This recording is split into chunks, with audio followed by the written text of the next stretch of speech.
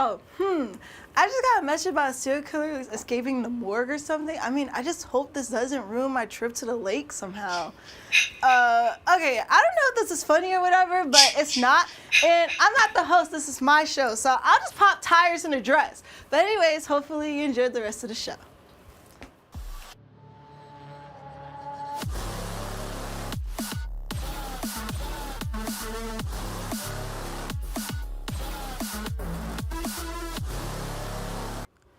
Welcome back to Fright Club, guys and ghouls, and happy Friday the 13th, and I'm your host, Danaja Rivera. Thanks for coming back for our third show. Based on today's date, I'm sure you're already aware of the movie we will review for you today. That's right, we'll be talking about one of the most iconic villains of the horror genre, the terror of Camp Crystal Lake, and ultimate mama's boy, Jason Voorhees. But we won't be talking about the first film, second film, or third film. Instead, we'll be covering Friday the 13th, the final chapter. I know what you're thinking, Danaja, why pick the fourth film? Because this is my show, and I review whatever movie I want to, so sorry, not sorry. So sit back, relax, and enjoy the show.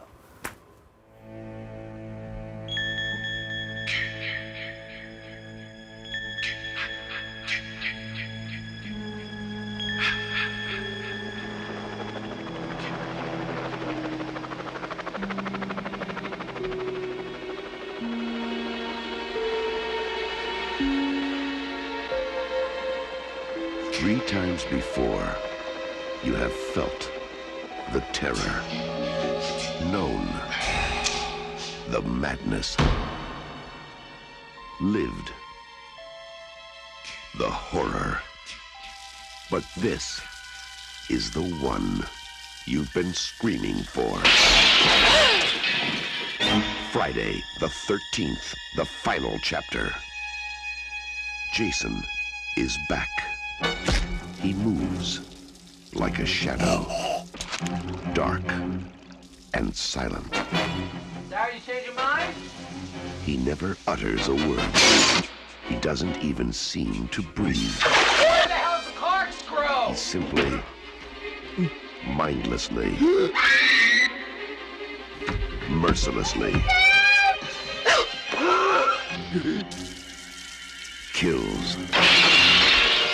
But now, Jason's reign of terror is over. Friday the 13th, the final chapter. Jason's unlucky day. Friday the 13th. The final chapter is the fourth and final installment of the Friday the 13th franchise. That was so they made 6 sequels and 1 reboot. However, it wasn't supposed to be made in the first place. Part 3 was supposed to be the final film. Paramount Pictures was aware that the slasher genre had been declining in interest after 3 movies and mostly the same formula of killing and coming back in different ways. I could see why the fans and the producer himself were getting a bit tired of the film. So Frank Moscow Jr., the producer, decided that it was time to kill off Jason once and for all. So they killed Jason, that was that, until the money started talking. Luckily for Paramount Pictures, the makers of the film failed to promote Part 3 as the final movie. So it's easy to say Jason just rose from the dead again, and boom, you have your 4th film. Joseph Zito was brought on to write and direct the final chapter, but Zito had other plans. Zito actually got into some trouble with the Writers Guild of America over this film. You see, Zito never wanted to write this film, and he still hired Brian Cohen to write it for him. And Zito just acted as if it was all his own work. I mean, as a conscience, I'd be lying if I didn't pay anyone to rip off of me. So no judgment here, Zito. As for the actors who played Jason in the 3rd movie, he was recast as someone well known for his stuntman roles. Well known. One of our crewmates actually wanted to be a stuntman as a career choice, funny enough. His name was Ted White. You might know him from a number of films, but 2 of them you might recognize are Point Blank and Creature from the Black Lagoon.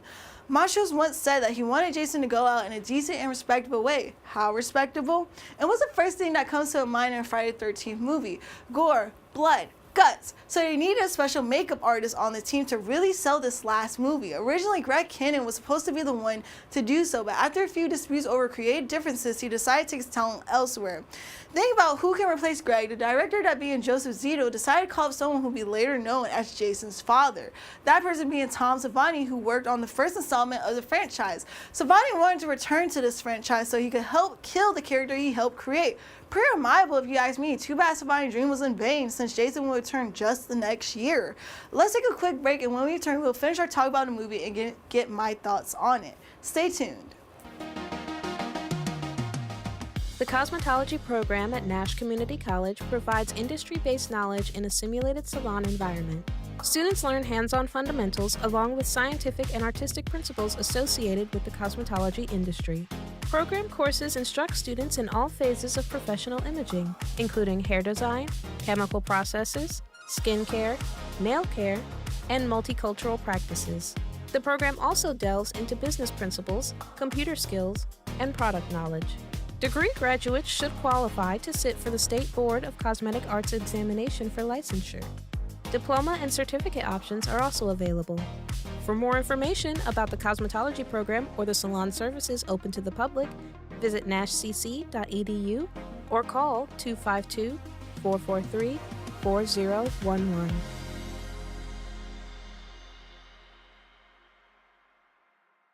She's a maniac. Welcome back. Post-production for the film was a nightmare for the crew. Okay, I swear to God, oh my God. Anyways, the movie was planned for an October release, but Paramount thought it would be a better idea to release the movie on April 13th, a Friday. I mean, that's clever and all, but this only allowed 6 weeks for post-production. 6 weeks. Most movies get 6 to 12 months. I know if my bosses tried to rush me like this, we would have a big problem. To accomplish the project in such a small window, crew members were put up in a location for days, working with little breaks. Kidnapping. All that hard work paid off, though, upon its theatrical release. The film grossed $33 million in the U.S. on a budget of $2.2 million. No wonder they decided to bring Jason back. I mean, the man is a mask-wearing cash cow. Now, after break, we'll get into a review done by yours truly, and also a little surprise. We'll be right back. Whether you're preparing for a career change, looking to grow in your current position, or just want to earn university transfer credit, there's a place for you at Nash Community College. Enhance your skills with short-term training opportunities that lead to great pay. Enroll today, request information, or schedule a campus tour. We can guide you towards a successful future. Don't wait. Get your future started.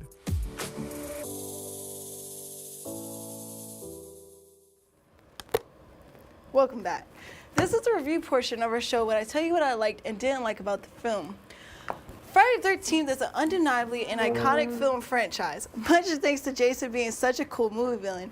Too many horror fans. The final chapter is one of the best in the series, but honestly, that isn't saying much. Jason had some cool kills in the movie, but that's all the movie had going for it. I mean, so much for the group. Once the movie got going, the pacing made it seem like it was just a big race to finish. Well, hardly any suspense at all. Most, if not all, the characters were dull or just too annoying to care for, making their deaths have no meaning to the audience. A good sign should give you someone to root for, someone you want to survive the night. But we didn't get that. All we got is different crotch shots and nudity. I mean, shout out to the actors. I ain't complaining.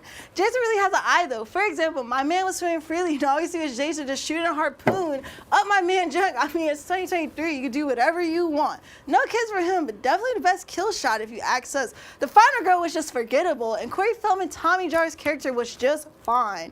We were introduced to a mysterious hitchhiker who has a vendetta with Jason, right? Sounds cool, right? No, not really, because this character did nothing cool and was crying for his mama like everybody else. I mean, like, lame. At least Jason Depp was kind of cool. Gross, but cool. At the end of the day, Friday the 13th, the final chapter was just, as the kids say, kind of mid. So me and my crew thought we could do it better, and we did. So now check out our version and don't go nowhere.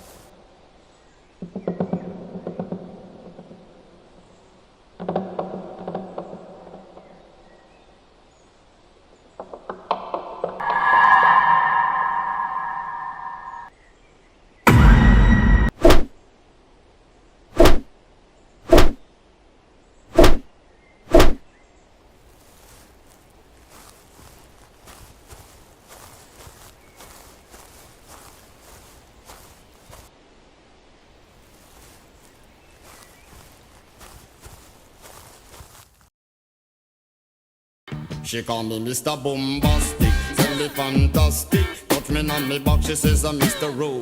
Romantic. Call me fantastic, touch me on me back, she says I'm Mr. Smooth, just like a silk. Soft and cuddly, hug me up like a quilt. I'm a lyrical lover, now take me thin or filled with my sexual physique. You know me well, Bill.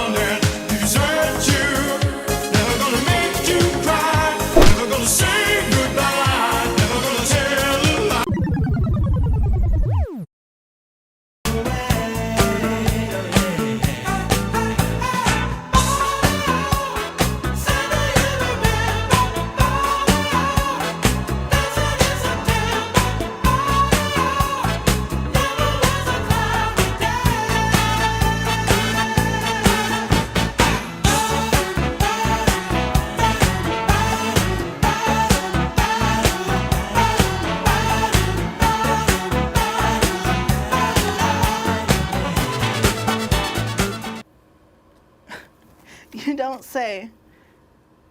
The power of dance could defeat any foe.